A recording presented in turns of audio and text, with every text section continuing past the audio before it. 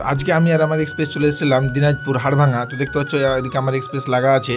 তো কি করতে এসেছি না এসেছি, তো চলো ভিডিওটা গোড়া থেকে শুরু করা যাক। তো হ্যালো গাইস, তো এখন বাজে সকাল 6টা আর আজকে সকাল সকাল ঘুম থেকে উঠতে হয়েছে। সকাল সকাল আজকে একটা ফোন দেখেছে, যেতে হবে দিনাজপুর মরাবাড়ি। তাই জন্য সকাল সকাল উঠে মুখ টুক ধুয়ে ফ্রেশ ট্রেশ হয়ে এখন বেরোচ্ছি এক্সপ্রেসকে নিয়ে পার্টির বাড়ি যাওয়ার জন্য। এক্সপ্রেসকে ঘর থেকে নিয়ে বেরিয়ে পড়লাম, চলে যাচ্ছি এখন পার্টির বাড়ি। আজকে আমি যাবো দিনাজপুর হাড়ভাঙা। পার্টির বাড়িতে এসে এখানে 2-3 জন উঠলো, আর এক জায়গাতে লোক উঠবে, তাই জন্য এখন চলে যাচ্ছি অন্য জায়গাতে। তো ফাইনালি এখানে লোকটা উঠা কমপ্লিট হয়ে গেল, তারপরে গেটগুলোকে ভালোভাবে লাগিলাম, তারপরে আমি এখান থেকে গাড়ি নিয়ে বেরিয়ে গেলাম। পার্টিকে উঠাতে গিয়ে দেখছি হঠাৎ করে টায়ারে হাওয়া কম লাগছে, তাই জন্য ওখান থেকে বেরিয়ে চলে আসলাম টায়ার দোকানে এসে সকাল সকাল এখানে হাওয়া দিয়ে নিলাম, তারপরে এখান থেকে গাড়ি ছেড়ে বেরিয়ে গেলাম। তো ফাইনালি সবাইকে গাড়িতে উঠিয়ে নিলাম, তারপরে গাড়িতে হাওয়াটা তারপরে দেখতে পাচ্ছ গ্রাম থেকে বেরিয়ে চলে আসলাম মেন রোড ধরে সোজা এখন চলে যাবো হাড়ভাঙা। চলে আসলাম কালীচক। সকাল সকাল কালীচক দেখতে পাচ্ছি জাম লেগে গেছে, তারপরে আস্তে আস্তে জ্যাম্পে গাড়ি নিয়ে পার হয়ে গেলাম চৌরঙ্গি পার করার পরে আর কোনো জ্যাম ছিল না। বাড়ি থেকে বেরিয়ে 1 ঘন্টার মধ্যে ঢুকে গেলাম গাজল টোল ট্যাক্স। আর গাজল টোল ট্যাক্স পার করার পরে গাড়ি চালাতে চালাতে পৌঁছে গেলাম 1 ঘন্টার মধ্যে রায়গঞ্জ বাইপাস। আমরা সোজা ধরে নিলাম রায়গঞ্জ বাইপাস, আর ডান দিকে থেকে গেল রায়গঞ্জ টাউন। বাইপাসের রাস্তাটা খুব সুন্দর ছিল, ফাঁকাও ছিল, কিন্তু দেখতে পাচ্ছ ব্যারিকেড এমন ভাবে লাগা আছে, এখানে তুমি যদি 2 নাম্বার গিয়ার না লাগাও তাহলে ব্যারিকেড উড়ে যাবে। ব্যারিকেড গুলো এমন ভাবে লাগা আছে, দূর থেকে মনে হচ্ছে রাস্তা পুরো বন্ধ আছে। রায়গঞ্জ বাইপাস পার করার পরে চলে আসলাম Raiganj toll tax. Raiganj toll tax থেকে বেরিয়ে চলে আসলাম সোজা একবারে বোতলবাড়ি থেকে ঢুকে গেলাম আমরা ডান দিকে।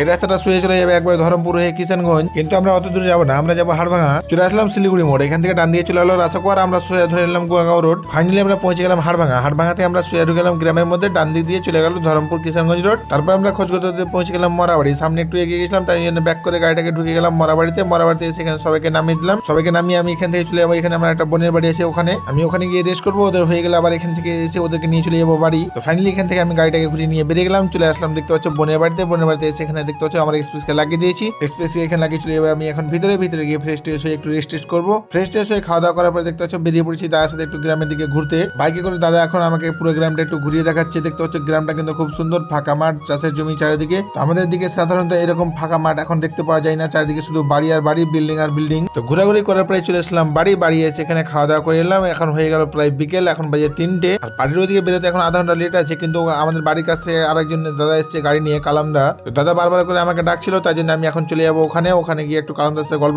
করবো, তারপরে পার্টিকে নিয়ে বেরিয়ে যাবো বাড়ি। তো ওখান থেকে বেরিয়ে চলে আসলাম, রাস্তাতে কালামদা দাঁড়িয়েছিল, কালামদাকে গাড়িতে উঠছিলাম, তারপরে দুজনে মিলে চলে আসলাম এখানে মরাবাড়িতে। এইদিকে এক্সপ্রেসটাকে সাইড করে দিলাম, আর ওইদিকে হচ্ছে মরাবাড়ি। তো কালামদা চলে গেল গাড়িটাকে আনার জন্য, কারণ কালামদার পার্টি হয়ে গেছে। দাদা এখন চলে যাবো বাড়ি, আমার একটু লেট আছে, আমি একটু লেটে বেরোবো। তো ফাইনালি এখন বেরিয়ে গেল প্রায় 4টা। তো আমার পার্টি হয়ে গেছে, লোকজন সবাই গাড়িতে উঠে গেল, তারপরে সবাইকে গাড়িতে উঠিয়ে নিয়ে এখান থেকে আমি বেরিয়ে যাচ্ছি এখন বাড়ির উদ্দেশ্যে। তো ফাইনালি আমরা ওখান থেকে গাড়ি ছেড়ে চলে আসলাম বোতলবাড়িতে এসে মেন রোড ধরলাম, মেন রোড ধরে সোজা একবারে পৌঁছে গেলাম গাজল টোল ট্যাক্স। ওখান থেকে বেরিয়ে রায়গঞ্জ বাইপাস পার করার পরে হয়ে গেছিল আমাদের রাত্রি। প্রায় 140 কিলোমিটার রাস্তা চলে আসলাম, কোথাও কিন্তু জ্যাম্পে পড়ে নিয়ে ঢুকে গেলাম কালীচকে এসে পড়ে গেলাম জ্যাম্পে। তারপরে আস্তে আস্তে করে কোন রকম ভাবে পার হয়ে গেলাম জ্যাম পার হয়ে চলে